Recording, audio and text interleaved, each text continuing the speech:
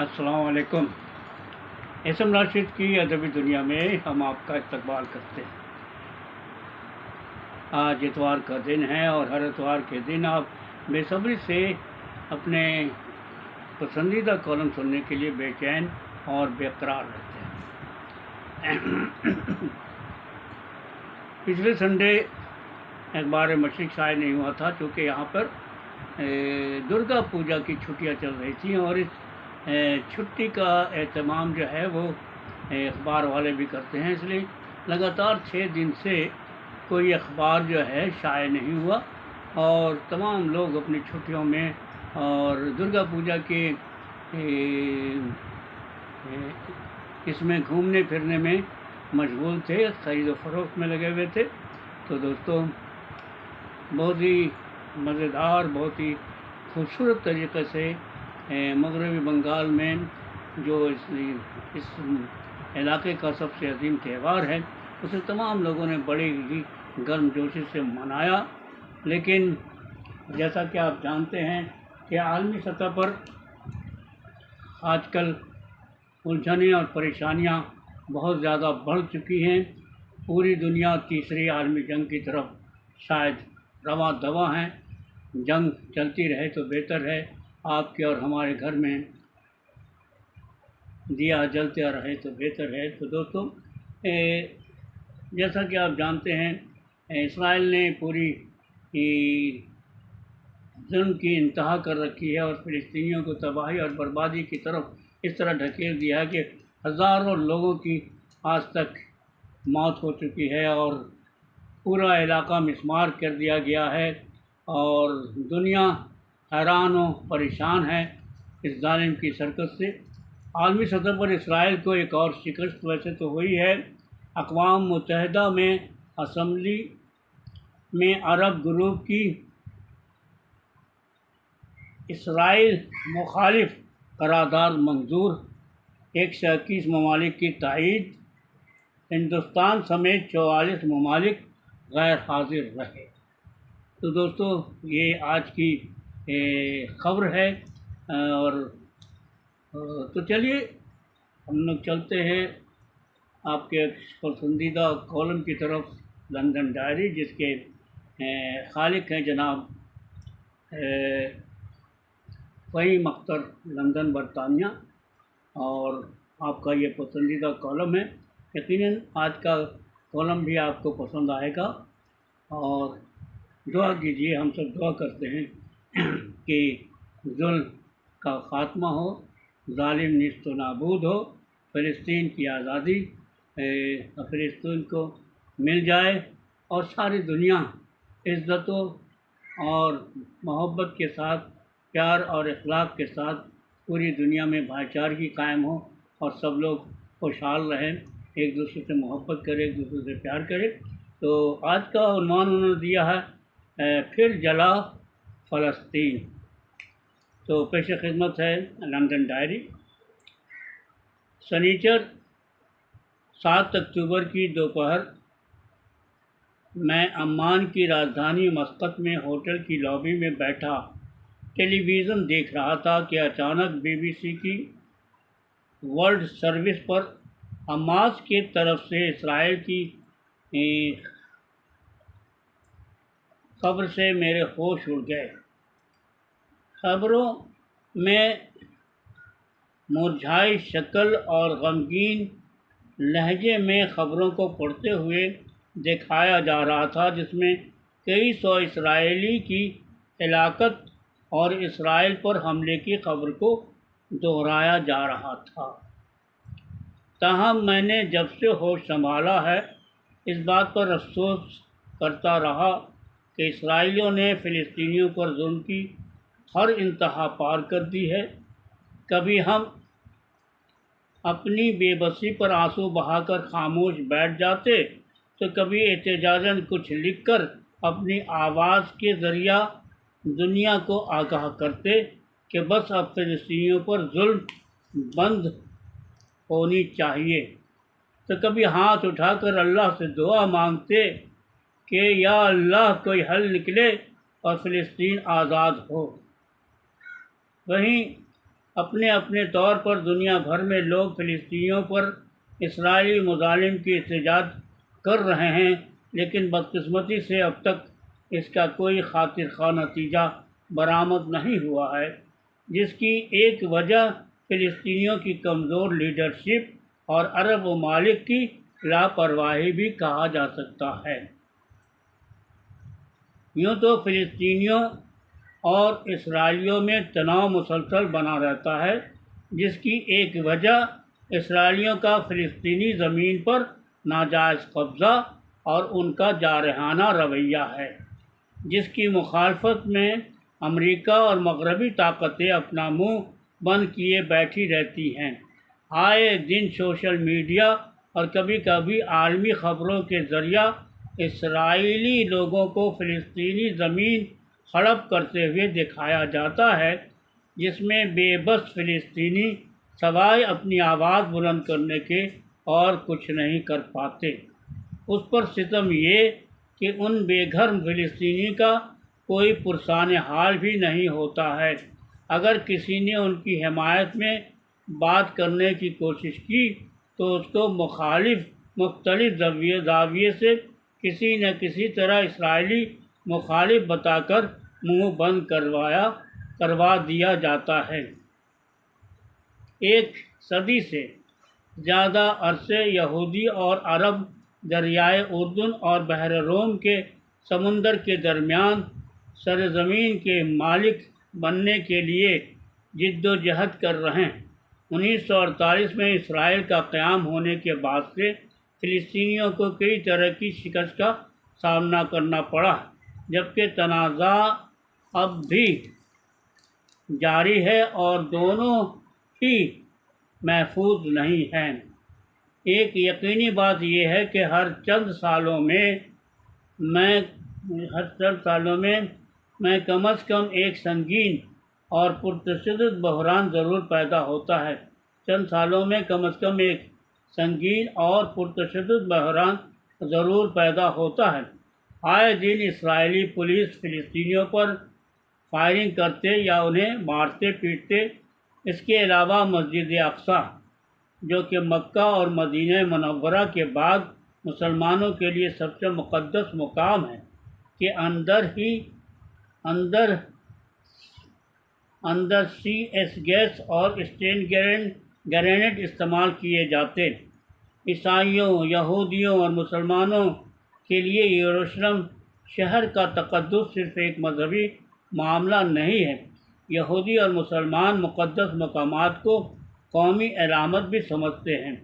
जोग्राफियाई तौर पर या लफ्ज़ी तौर पर इन मुक़द्दस मकामात की दूरी को एक पत्थर फेंकने की दूरी से भी मुशाबहत कर सकते हैं।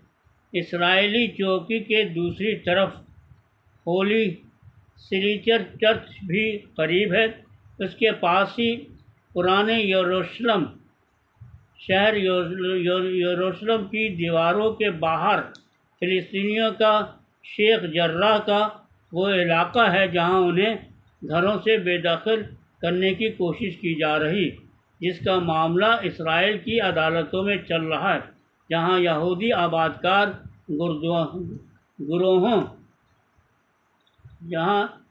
आबादकार गिरोहों फ़िलिस्तीनी ज़मीन और जायदाद का दावा कर रहे हैं।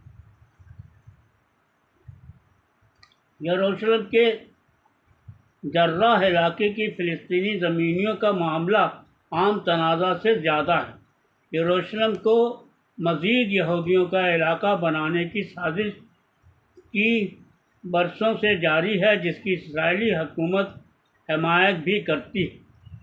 बैनुल-अक़वामी कानून को तोड़ते हुए फ़िलिस्तीनियों ने ज़मीन छीन कर यहूदियों के मकानात तामीर किए जा रहे हैं। हालिया बरसों में हुकूमत और आबादकार गिरोहों ने पुराने शहर यरूशलेम के फ़िलिस्तीनियों को बेदखल करके कई मकानात तामीर किए हैं, जिस पर फ़िलिस्तीनी मुसलसल आवाज़ उठा रहे हैं। इसराइल और हमास के माबीन लड़ाई कोई पहली बार नहीं है। बल्कि यूँ कह लीजिए कि हर साल छोटे बड़े पैमाने पर झड़प हो ही जाती। इसराइली हज़ारों फ़लस्तीनियों को मार डालता है और अक़वाम मुत्तहिदा बेबस तमाशा देखती रहती है। आम तौर पर यरूशलेम में एक मुक़द्दस पहाड़ी के अहाते में फ़िलिस्तीनियों और इसराइली पुलिस के माबीन अक्सर झड़पें होती रहती। इस जगह को मुसलमान और इसराइली दोनों एहतराम करते हैं। मुसलमानों के लिए क़िबला अव्वल बैतुल मुक़द्दस, हरमुल शरीफ, नोबल सेंचुरी और यहूदियों के लिए हैकल पहाड़ काबिल एहतराम है। दोनों तरफ अपनी गहरी मजहबी और कौमी अहमियत के हामिल लोगों में इस शहर की तकदीर कई अशरों पुराने इसराइली और फ़लस्तीन तनाज़ा का मरकज़ रहा है। इसराइल ने 1980 में मशरक़ी यरूशलेम को मुंसलिक कर दिया था और इस पूरे शहर को अपना दारुल हुकूमत समझा था। हालांकि इसको दूसरे ममालिक की अक्सरियत तस्लीम नहीं करती। वहीं फ़िलिस्तीनी उम्मीदवार दावा करते हैं कि यरूशलेम के मशरक़ी निस्फ़ हिस्सा उनकी अपनी रियासत है। गज़ा की पट्टी से हमास की इसराइली पर हमले और हज़ारों इसराइलियों की हिलाकत से इसराइल समेत आलमी बिरादरी के होश उड़ गए, जिसके जवाब में हर बार की तरह इसराइल अमेरिका और मगरबी ताकतों की पनाही में गज़ा पट्टी को नीस्त व नाबूद कर रहा है। लेकिन हमास भी हर बार की तरह इसराइल से मरते दम तक लड़ रही है और फ़लस्तीनी आज़ादी के लिए अपना खून बहाए जा रही है। इसराइल ने अपनी दरिंदगी का सबूत पेश करते हुए गज़ा पट्टी में खाना पीना और ज़रूरी अशिया की सप्लाई को बंद कर दिया, जिस पर अक़वाम मुत्तहिदा के इंसानी हकूक़ के सरबराह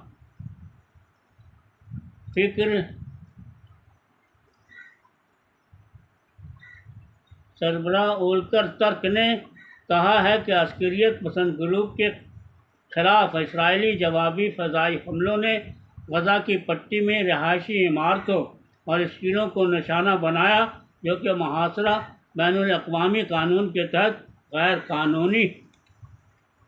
मैं सोचता हूँ कि कहीं इसराइल के क़याम करने के लिए दूसरी जंग अज़ीम एक बहाना तो नहीं था। अगर आप इस पर गौर करें तो हिटलर को एक ख़ास कौम यहूदियों को निशाना बनाना और उसकी इस हरकत से आखिरकार 1948 में बरतानिया ने अपनी ताकत से इसराइल मुल्क का क़याम का ऐलान कर दिया। ये बात तो ज़ेरे बहस है और रहेगी कि आखिर हिटलर अपनी ताकत का नशा सिर्फ यहूदियों के ख़िलाफ़ ही क्यों कर रहा था। लेकिन एक बात तो अब समझ में आती है कि हिटलर के ज़रिया लाखों यहूदियों को मारने का नतीजा ये हुआ कि यहूदियों को उनका एक मुल्क मिल गया जिसका नाम इसराइल पड़ा। इसमें कोई दो राय भी नहीं कि इसराइल का क़याम फ़िलिस्तीनियों की ज़मीन का हड़प करके किया गया। तभी तो आलमी बिरादरी इस मुँह बंद किए महज तमाशाई बनी हुई। मैं फ़िलिस्तीनियों पर जुल्म के ख़िलाफ़ इसराइल की दरिंदगी की सख्त मज़म्मत करता हूँ और इंसानी जानों को नुकसान पर गहरे रंजो गम का इज़हार करता हूँ। मैं उम्मीद करता हूँ कि आलमी बिरादरी अब मामले को संजीदगी से हल करे ताकि मासूम लोगों की जान ना जाए और खून मज़ीद ना बहे। तहम अब वक्त आ चला है कि आलमी बिरादरी इसराइल की पीठ थपथपाने की बजाय इस मसले का हल निकाले। मैं इसराइली और फ़िलिस्तीनियों को एक साथ रहते देखना चाहता हूँ, जैसा कि सदियों से वो फ़िलिस्तीन में रह रहे हैं। तो दोस्तों, अभी आप एस.एम. राशिद की अदबी दुनिया में अपना सबसे पसंदीदा कॉलम यानी कि लंदन डायरी सुन रहे थे। वक्त की आवाज़ पर उन्होंने आज का ये मजमून लिखा है और उस जिसका नाम दिया है उन्होंने फिर जला फ़लस्तीन। और जहाँ तक हमारे मगरबी बंगाल का ताल्लुक़ है, छुट्टियाँ तो ख़त्म हो चुकी हैं, लेकिन एहतजाज का सिलसिला उस वक्त भी जारी था और अब भी जारी है।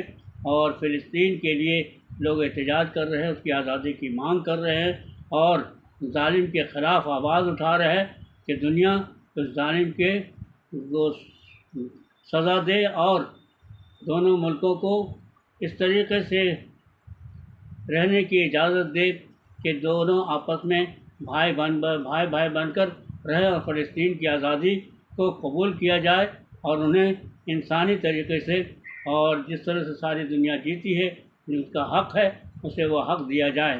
तो दोस्तों, मैं फिर आपसे मुलाकात करूँगा आपके इसी प्रोग्राम में जिसका नाम है एस.एम. राशिद की अदबी दुनिया।